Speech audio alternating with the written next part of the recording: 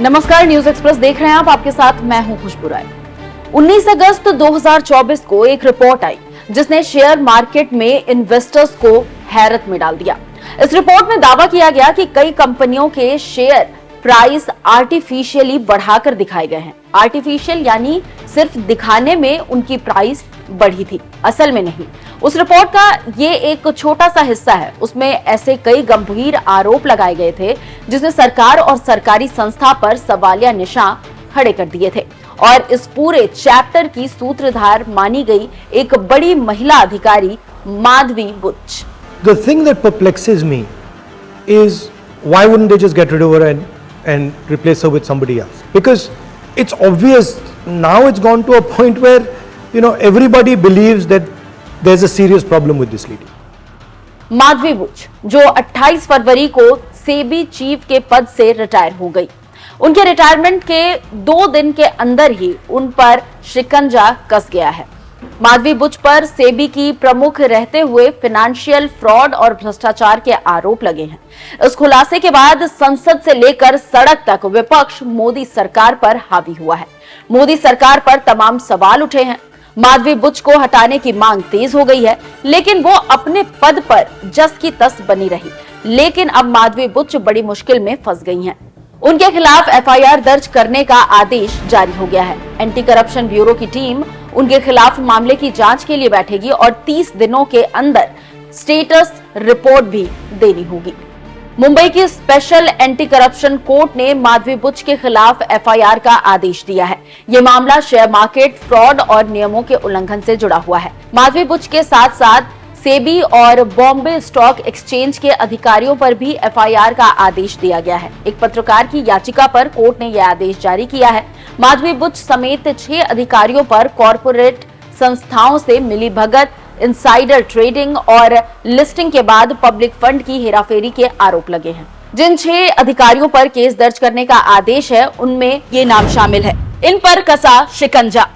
सेबी की पूर्व चीफ माधवी पुरी बुच, सेबी के होल टाइम सदस्य अनंत अश्विनी भाटिया, सेबी के होल टाइम सदस्य कमलेश चंद्र वार्ष्णेय, बीएसई के चेयरमैन प्रमोद अग्रवाल, बीएसई के CEO Sundar Raman Ramamurthy. Special anti corruption court के जज एस.ई. बांगर ने कोर्ट में पेश किए गए दस्तावेजों की समीक्षा के बाद इस मामले में जांच का आदेश दिया है। माधवी बुच पर ये बड़े आरोप। 19 अगस्त 2024 हिंडनबर्ग ने एक रिपोर्ट जारी की और इस रिपोर्ट में माधवी बुच पर अडानी के साथ जुड़े होने के आरोप लगे। माधवी बुच के पति धवल की अडानी ग्रुप की एक कंपनी में हिस्सेदारी का दावा। कई कंपनियों के आईपीओ नियमों के खिलाफ जाकर लिस्टिंग किए गए। कई कंपनियों के शेयर प्राइस को आर्टिफिशियली बढ़ाकर दिखाया गया। सेबी चीफ रहते हुए 3 जगहों से सैलरी लेने के आरोप लगे। सेबी के अधिकारियों ने लीगल तरीके से अपनी ड्यूटी नहीं की। बाजार में हेराफेरी को पूरी छूट दी। माधवी बुच पर हुए खुलासे के बाद कांग्रेस सांसद राहुल गांधी ने मोदी सरकार को आड़े हाथों लिया। राहुल गांधी ने आरोप लगाया कि एक महिला अधिकारी जो मोदी और अडानी के लिए ढाल बनी हुई है, अगर माधवी बुच पर एक्शन होता है तो मोदी सरकार गिर सकती है। मोदी के दोस्त अडानी का स्कैम बेनकाब हो जाता। Now it's gone to a point where everybody believes that there's a serious problem with this lady, and they somehow just are insisting on holding on to this lady. So there must be something that this lady either has on them, or somebody wants this lady to be here at any cost. Rahul Gandhi लगातार माधवी बुच को हटाने की मांग करते रहे हैं क्योंकि उन पर अडानी और सरकार के साथ मिलकर शेयर मार्केट को अस्थिर करने के आरोप लगे थे। नरेंद्र मोदी जी ने एक नारा दिया, एक हैं तो सेफ हैं। इंडिया में अडानी जी और मोदी एक हैं तो सेफ हैं। हिंदुस्तान में अडानी जी का कुछ नहीं किया जा सकता। चीफ मिनिस्टर 10-15 करोड़ के लिए अंदर चले जाते हैं और अडानी जी 2000 करोड़ रुपए का स्कैम करते हैं और वो बाहर घूम रहे हैं। कारण है कि प्रधानमंत्री उनको प्रोटेक्ट कर रहे हैं। अमेरिका में इंडाइटमेंट हुआ है अडानी जी को, 2000 करोड़ रुपए का स्कैम है। हिंदुस्तान में उन्होंने क्राइम किया है, अमेरिका में क्राइम किया है। ये अमेरिका के इन्वेस्टिगेशन ने कहा है, मगर हिंदुस्तान में अदानी जी के खिलाफ कुछ नहीं हो रहा। और ये हम मांग बहुत दिनों से कर रहे हैं। अदानी जी का अरेस्ट होना चाहिए, आज अरेस्ट होना चाहिए। माधवी बुच जो हैं, जो उनकी प्रोटेक्टर हैं, जिन्होंने कोई इन्वेस्टिगेशन नहीं किया, उनको हटाया जाना चाहिए, उन पर इन्वेस्टिगेशन होना चाहिए। 1989 में माधवी बुच ने आईसीआईसीआई बैंक से काम शुरू किया। 2007 से 2009 तक आईसीआईसीआई बैंक में एग्जीक्यूटिव डायरेक्टर रहीं। 2009 से 2011 तक आईसीआईसीआई सिक्योरिटीज की मैनेजिंग डायरेक्टर और सीईओ रही।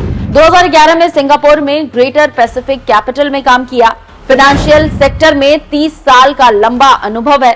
सेबी की तमाम कमेटियों और एडवाइजरी कमेटी का हिस्सा भी रही हैं। फिलहाल माधवी बुच सेबी चीफ के पद से रिटायर हो चुकी है। अब तुहिन कांत पांडे सेबी के नए चीफ नियुक्त किए गए हैं, जो अगले 3 साल तक रहेंगे। सेबी प्रमुख रहते हुए माधवी बुच लगातार विवादों में रही, लेकिन अब उन पर लगे आरोपों पर हिसाब की बारी आ चुकी है। देखना होगा कि एसीबी की जांच में क्या तथ्य सामने आते हैं।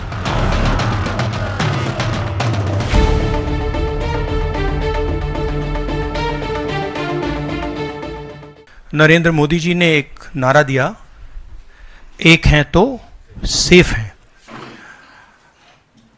इंडिया में अदानी जी और मोदी एक हैं तो सेफ हैं। हिंदुस्तान में अदानी जी का कुछ नहीं किया जा सकता। चीफ मिनिस्टर 10-15 करोड़ के लिए अंदर चले जाते हैं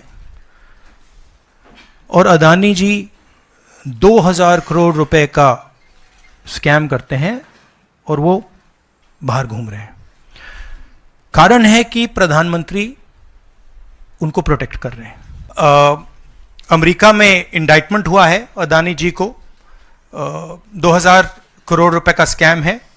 हिंदुस्तान में उन्होंने क्राइम किया है, अमेरिका में क्राइम किया है। ये अमेरिका के इन्वेस्टिगेशन ने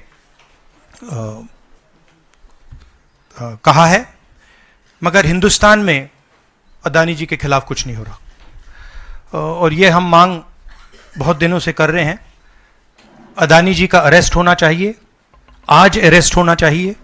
माधवी बुच जो हैं, जो उनकी प्रोटेक्टर हैं, जिन्होंने कोई इन्वेस्टिगेशन नहीं किया, उनको हटाया जाना चाहिए, उन पर इन्वेस्टिगेशन होना चाहिए।